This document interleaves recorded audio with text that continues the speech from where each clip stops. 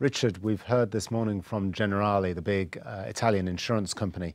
Now we're 3 years into the tenure of Mario Greco. When he started in 2012, the company was in a little bit of trouble. This is his second new strategy, his second set of targets. How did you do with the first set?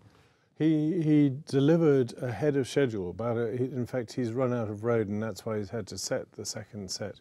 He needed to boost capital. I think on day one, Lex told him he needed to boost capital, and he's largely done that. He sold almost 4 billion euros worth of assets and pulled out of non-core investments.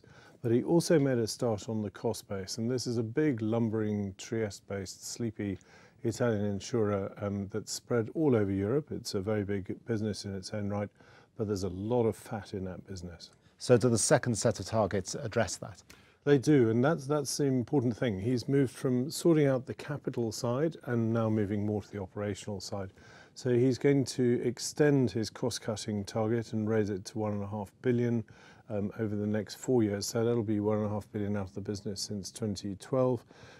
A large proportion of that, however, is going straight back into the business in so-called business transformation costs. This is all about getting to know your customers better and getting the right kind of solutions for them. Note the careful avoidance of the word product, because we're trying to steer away from that.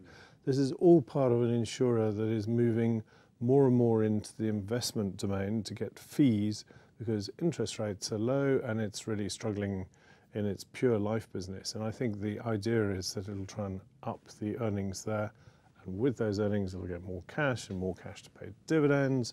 Dividends will be a function of the cash in the business and not what capital is lurking in the kitty. Sounds like a very stable way to run a business, a very safe way to run a business. Not a very exciting way to run a business, though. Should we think of Generali as something that's looking for growth in these fee-earning areas, or is it more of a staid, regular dividend-paying kind of investment? What I think you want out of an insurer is that kind of steady cash cow. Insurers should be cash cows, so you want that kind of income stock quality out of it.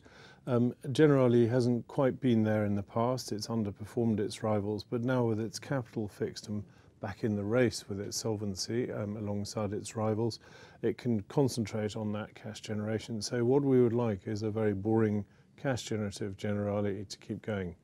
Well, it looks like Mr. Greco is well on the way to achieving that aim. Richard, thanks very much.